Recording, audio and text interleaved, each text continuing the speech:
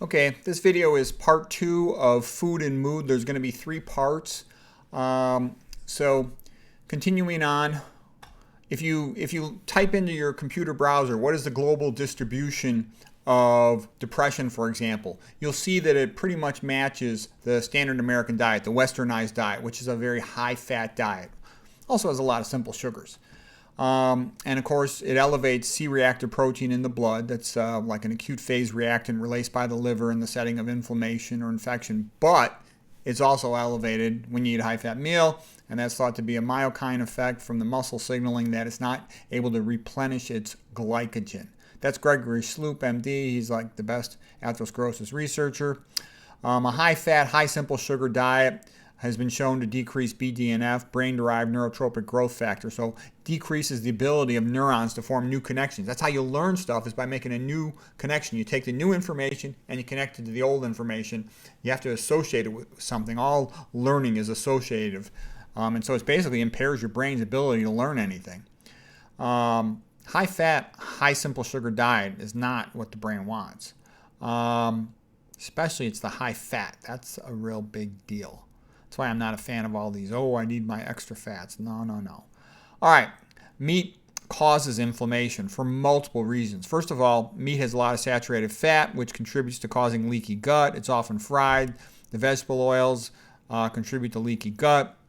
With the leaky gut, you get gram-negative bacteria that are partially digested by the digestive enzymes, then releasing their lipopolysaccharide or endotoxin, and that's getting across the gut barrier. So they'll get postprandial, means after eating, endotoxemia, elevated LPS in the blood. So eating meat causes endotoxemia. That's bad.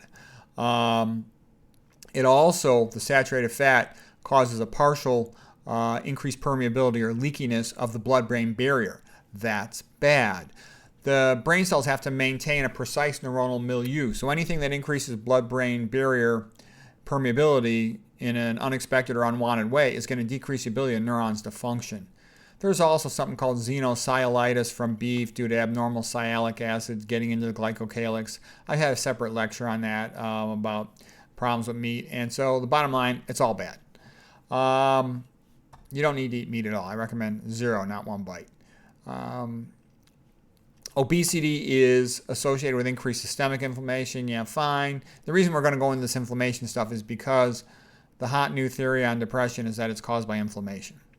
Okay, does the brain function better when it has good blood flow or poor? Of course, good blood flow. Okay, what causes poor blood flow? We talked a little bit about this before. We'll go through a quick. Blood sludge, rouleau formation, primarily from eating a high-fat diet. Vasoconstriction from eating omega-6.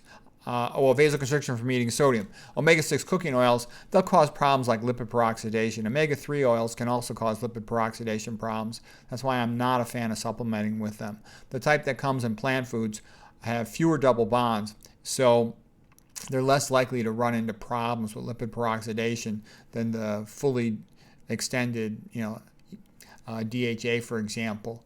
Chronic cerebral hypoperfusion, yeah. Chronic cerebral hypoxia from things like tobacco, high-fat diet, sleep apnea. All those things are impairing brain function and are going to potentially lead to mood problems. Interesting thing is food allergies can be a source of causing anxiety and fatigue. So one can do an elimination diet, and these are some of the most common things: dairy, corn, wheat, and there's other things. You can look that up, but just consider that. If that's an issue you're trying to help for yourself or someone else, anxiety or unexpected fatigue, it might be one of these things. What are potential causes of anxiety? Overstimulation of the brain by life events, like post-traumatic stress disorder, but excessive stress or stress equivalents. Caffeine leading to insomnia, just the caffeine itself, corticosteroid medications. All of these things will increase unnecessarily the activity in your hippocampus and in some other neurons. Things that will increase the glutamate in the neurons, MSG, MFG, aspartame, mercury, they're all bad. A low-protein diet has a benefit of not saturating the blood-brain barrier transporters for amino acids, and it allows more tryptophan to get into the brain. Tryptophan is the amino acid precursor for making serotonin.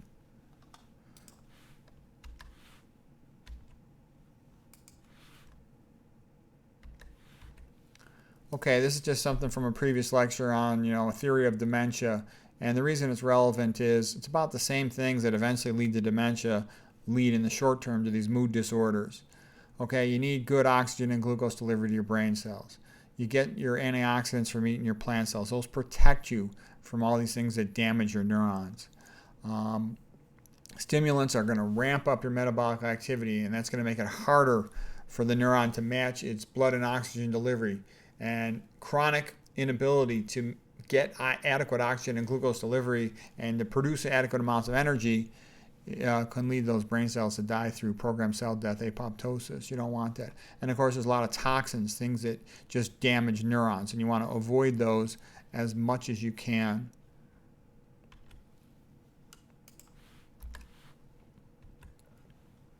Okay, so here's sort of the big topic, inflammatory cytokine theory of depression. And by the way, I do think there's some relevance to this. I see depression primarily. I'm not a psychiatrist, but I do happen to know a lot about it. Perhaps not as much as a psychiatrist, but my father was a psychiatrist, and I know more about it than one would expect, okay? Like a lot of things, I've read about this in some tremendous detail. I've had personal family and friends who I've tried to help through this problem. MDD is abbreviation for major depressive disorder. They've shown now that there's elevated blood tests for interleukin-6 and C-reactive protein suggestive of inflammation. But like we talked about, just a high-fat meal will bump up your CRP. Also, the side effects of meat causing inflammation can bump up your IL-6. So these could just be side effects of a meat diet rather than some other form of inflammation.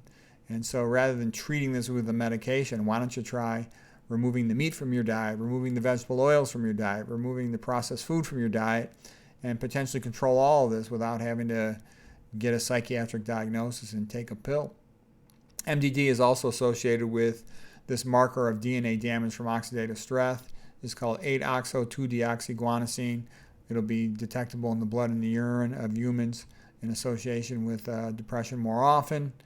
Elevated inflammatory markers in the blood, like these tests we just mentioned above, they're also associated with increased risk of bipolar disorder, PTSD, obsessive-compulsive disorder, schizophrenia, and Alzheimer's disease. So these are all bad for neurons. So that's kind of an important point. Like, what could you get out of this talk, amongst other things, is that there's a tendency in conventional medicine to say, oh, it's just genetic, nobody knows why it happens, take this pill, okay? Versus what I'm trying to say here is, if you understand that all this stuff, these meats, these processed foods, their preservatives, the herbicides, they're all damaging your brain cells and they lead to these brain disorders, you can try to fix all the diet and then also do lifestyle things like exercise, get sunshine, get your sleep, maintain some social relationships that are positive. All those things improve your brain function to counteract the negatives.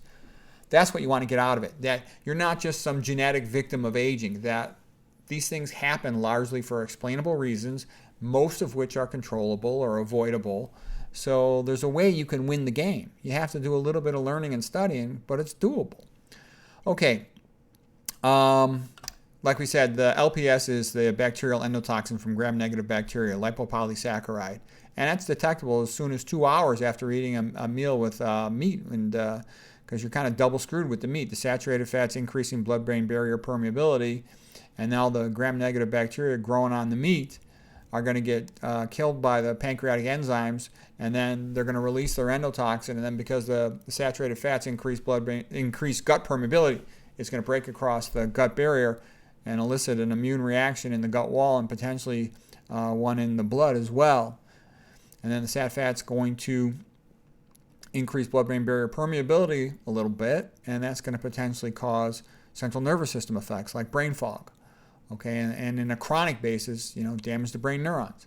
Inflammatory diseases are associated with increased risks of depression. So are metabolic diseases. Is diabetes inflammatory and metabolic? I like to call it a dietary disease. The reason I like to call diabetes a dietary disease, especially type 2 diabetes, is then you can figure out what to do. Minimize dietary fat, minimize dietary sodium. Type 1 is also probably indirectly a dietary disease due to an allergic reaction, most likely related to dairy, potentially other things as well.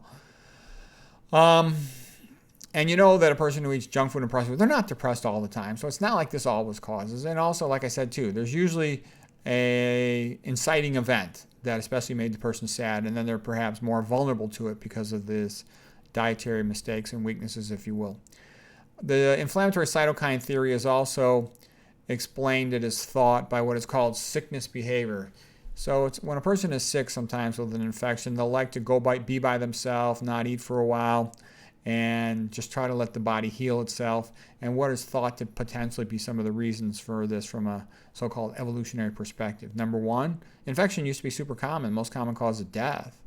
By eating less, one reduces their blood iron, and also the liver will release hepcidin protein, which will prevent the macrophages in the spleen, for example, from releasing iron into the blood, stop absorbing iron from the gut, because what you're trying to do is sequester iron, keep it away from the infecting bacteria or virus, because they need iron to grow. The person will sleep more, they'll isolate themselves from other people, maybe to prevent other people from getting the infection. That's called the IM hypothesis. Isolation and sort of hiding out, if you will, till their body heals is something that might also protect them from predators when they're in this weakened phase. Having a fever also helps the body to fight infections. Characteristic thing in a sick person is they're less interested in their physical appearance or grooming. They're not thinking about looking good. They're thinking about just surviving their infection. Okay, here's a diagram of the blood-brain barrier. So for the blood-brain barrier, this is a glucose, outside the brain in the blood. Here are the endothelial cells, the main component of the blood-brain barrier. There's also parasites on there. The glucose type 1 transporters, they're not insulin dependent. They let the glucose come right into the brain area. The brain wants that glucose big time. The astrocytes, which are a glial cell, supporting cell. Glial means like glue in Latin. Astro is a star, cyte is cell, so they're star-shaped cells. They've also got glucose type 1 transporters to take up glucose, okay? But the big thing we care about, well, first of all, neurons have glucose type 3 transporters. Those are also not insulin dependent. GLUT1 and GLUT3 are not insulin dependent. But what really matters is GLUT4s. GLUT4s are insulin dependent, and the significance of that is brain cells do depend on insulin sensitivity. If you don't have good insulin sensitivity, you're depriving your hippocampal neurons, some substantia nigra neurons, some cortical neurons of adequate blood glucose. And you see the danger here. You ramp up metabolic demand with stimulants, and then you're eating high-fat meals causing insulin resistance. You're decreasing the amount of energy that neuron could produce, because the insulin resistance is not going to be able to take up more glucose. It wants glucose coming through those GLUT4s, and it's not going to be able to get it. So that neuron is screwed. It's starving in the midst of plenty. There might be tons of glucose in the blood, hyperglycemia, but because of the insulin resistance, these neurons in your memory center, hippocampus, and your substantia nigra, one of your motor centers, cannot take up enough glucose, putting them at risk for programmed cell death, with the situation made worse by simultaneously taking stimulants like MSG and caffeine, which are going to ramp up metabolic demand, and to make it even worse, ingesting things that are inhibitors of mitochondrial energy production, like the ones we listed just previously. Okay, a couple points about brain cell metabolism. The brain is, it wants oxygen more than anything, and despite its small weight, it's only 2% of body weight, it uses 20% of the oxygen in the body. So it's like a vacuum, vacuuming up the oxygen and glucose. Okay, so you want to give it what it wants. Your brain keeps you alive. Neurons use 65% of their energy to make ATP just for running that potassium sodium ATPase that we showed in their plasma membrane. It's like the whole energy battery for the entire cell. We talked about the glucose type 4 transporters, how those are impaired by insulin resistance, and then that the brain cells, they just can't burn fats well enough. The neurons, it doesn't help them. Okay.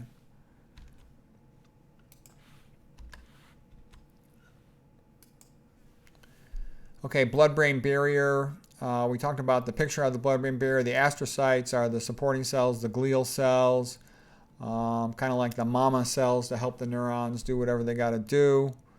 They can actually store a little bit of glycogen, which you build up from exercise, for example, and also from studying a lot. Okay. Now I'm going to show you another picture here, and this will show you why brain cells can't burn glucose.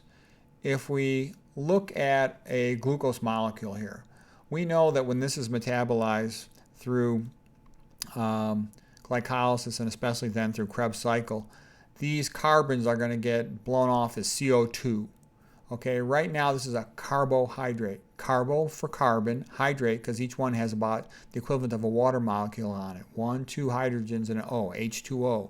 So H2O, H2O, H2O, H2O, H2O. Extra carbon here, consider it up here H2O. So the net effect is to have a water for every carbon.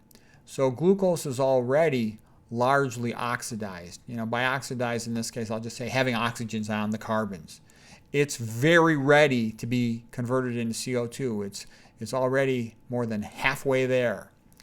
In comparison, look at this molecule of fat. This is palmitate, a saturated fat, meaning no double bonds. And notice there's no oxygens on any of these carbons except the one at the end. This is called the carboxyl carbon. Also, a double bond to an oxygen is called a carbonyl. So this is a carbonyl carbon. The carbon adjacent to it is the alpha carbon. The next one is the beta carbon, like the Greek letters of the alphabet, alpha and beta. And that'll be relevant later when we talk about beta oxidation of fats. But the important point here to realize is all these carbons have no oxygen on them. So in order to convert those into CO2, there's a long way to go. It's a long way to Tipperary, okay? And what that means is it's going to take an extra about 20% oxygen to metabolize the fat compared to the glucose, which you don't need as much oxygen. So your brain already a lot of times is not getting as much oxygen as it wishes it would, especially if the person's older, has a lot of atherosclerosis, they're eating a high-fat meal and a high-sodium meal. You're vasoconstricted with thick blood. And so if you want to throw on top of that, trying to metabolize something that requires 20% more oxygen, no way. It's not going to work for the neuron. Plus, the neuron's like a fast-twitch muscle fiber. It has to be on and off real fast, doing all kinds of incredible things. So what I'm saying is fat does not work for brain cell metabolism. It not only impairs oxygen delivery, it needs more oxygen to burn it. So your brain cells can't burn it. So you see how your brain cell is screwed in the context of insulin resistance and diabetes? You got all this fat in your blood, but your brain cells can't use it, and they're starving for glucose, but they can't get the glucose because of the insulin resistance, so they can't get energy. And it doesn't matter how much glucose and fat you've got in the blood, it can't get into the brain cell. Brain cell dies. Okay, so diabetes and hypertension leading to atherosclerosis, that's what kills people. That's what kills most people. And they're also major risk factors for cancer. So it's good to understand that, because people a lot of times are worried about all these rare diseases or specifically cancer, not realizing it's this diabetes, atherosclerosis, hypertension that are pushing towards it. So you want to control those things, and then you'll markedly reduce your risk. So here's just a little bit more about fatty acid structure. So here's the carbonyl or carboxyl carbon, and then alpha and beta carbons. And this is another palmitate, saturated fat, most common saturated fat in the human body, C16, 0 double bonds. And here's the hydrophilic end that's polar, meaning it has a charge on it. And here's the hydrophobic end, and the carbon and the hydrogens have similar electronegativity, so there's no significant charge here, so these are not polar. And the relevance is this amphiphilic nature, like an amphibian can live on land and water, enables a fatty acid to intercalate across plasma cell membranes and to be somewhat disruptive to plasma cell membranes. And that's why this palmitic acid, it can cause leaky gut when it's present in excessive amounts. It can cause increased permeability of the blood-brain barrier when it's commonly present in excessive amounts. So it's a problem. It's not good. The minimal amount of fat you get from eating low-fat plant foods is all the fat you need. Okay, here's just, saturated fat, no double bonds. A MUFA, like, the most common thing in olive oil, oleic acid, has one double bond. A PUFA, polyunsaturated fat, multiple double bonds, 2 or more. And I just show you that in between, so here's the double bond, this little sort of purple line, and that is the methylene bridge carbon, because it's called a methylene group to have a carbon with 2 hydrogens on it. And I show 1 hydrogen sticking above it, because that's the one that can get snatched away and cause lipid peroxidation. So lipid peroxidation just means that the methylene bridge carbon is snatched off, gets converted to a free radical, interacts with oxygen, gets made into a peroxyl. Peroxyl is when there's 2 oxygens together. That also is a peroxyl radical, and that can lead to a chain reaction that destroys membranes. So what am I trying to say? These PUFA fatty acids are a little bit dangerous. Okay, I talk about that in a separate lecture. I got separate lectures on fat metabolism, separate lectures on PUFAs and vegetable oils. So we won't go into it much more, but I'm just saying is, a lot of times people say, oh, eat all these omega-3s. Hold on a sec. Omega-3s are still potentially dangerous, okay? It's not like you need those things floating around in your blood in large amounts. Okay, we just talked about how the brain does not like to burn fat because fat in the blood decreases oxygen to liver. Beta oxidation of fat, because it's so heavily reduced, lack of oxygen, requires at least 15 to 20% more oxygen. That's bad. Cell doesn't want to do it.